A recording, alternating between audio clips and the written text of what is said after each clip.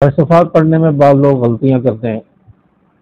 اگر صحیح سے ہم استغفار نہیں کریں گے تو ہمیں استغفار کوئی فائدہ نہیں دے گا. وہ غلطیاں کیا ہے، بعض لوگ جو ہے انہیں استغفار کے کلمات صحیح معلوم نہیں ہوتے کہ ہم کن الفاظ سے استغفار کریں. اور بعض لوگ استغفار استغفار استغفار پڑھتے رہتے ہیں، بعض استغفار استغفار پڑھتے رہتے ہیں. تو نہ استغفار کوئی جملہ ہے نہ استغفار کوئی جملہ ہے. یہ تو ہم کہتے ہیں کہ استغفار کرو، لیکن یہ جملہ اور کلمات استغفار کے نہیں ہیں. استغفار کے کلمات وہ الگ ہیں. آپ اگر استغفار یا استغفار سے استغفار کرتے رہیں گے تو آپ چاہے ساری زندگی استغفار کرتے رہیں، آپ کو کوئی فائدہ نہیں ہوگا. جو استغفار کے کلمات احادیث مبارکہ میں آئے ہیں ان کے ذریعے آپ استغفار کریں تو آپ کو فائدہ دے گا. وہ کلمات کون سے ہیں؟ استغفر اللہ ربی، یا استغفر اللہ ربی من کل ذنب واتوب الیہ. مکمل جملہ ہے استغفر اللہ ربی، یہ بھی آپ پڑھ سکتے ہیں. اسی طرح استغفر اللہ الذی لا الہ الا هو الحی القیوم واتوب الیہ، یہ بھی استغفار کے کلمات ہیں. تو استغفار کے یہ کلمات ہیں، ان کلمات کے ساتھ آپ استغفار کریں تو تب آپ کو استغفار فائدہ دے گا.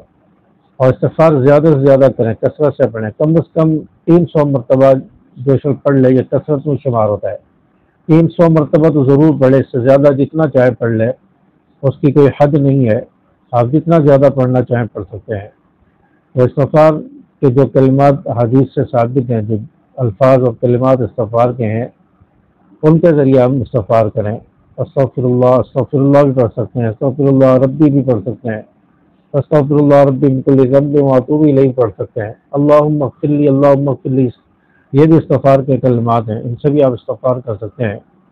اور استغفار کرنے کے بہت زیادہ فوائد ہیں.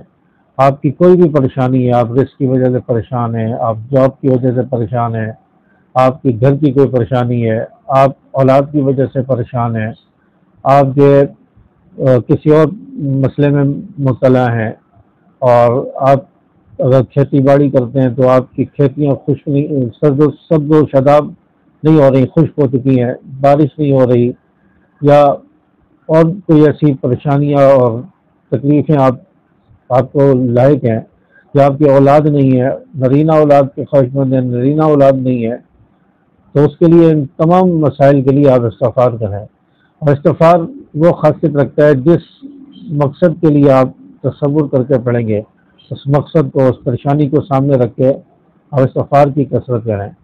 اور جس مقصد کے لیے آپ استغفار کریں گے آپ کا وہ مسئلہ انشاءاللہ حل ہوگا. اور استغفار کثرت سے پڑھنے کے بعد آپ اپنی پریشانی کے لیے دعا مانگ لیں اللہ تعالیٰ سے کہ میری اس مشکل کو حل فرما، میری یہ پریشانی دور فرما، فلاں حاجت پوری فرما. تو انشاءاللہ چند دنوں کے اندر آپ کی حاجتیں پوری ہوں گی، آپ کی پریشانیاں دور ہوں گی. استغفار کے اثرات اور برکات آپ کو نظر آئیں گی. امید ہے کہ میری باتیں آپ کو سمجھ آئی ہوں گی. ویڈیو کو لائک کریں، شیئر کریں. السلام علیکم ورحمۃ اللہ.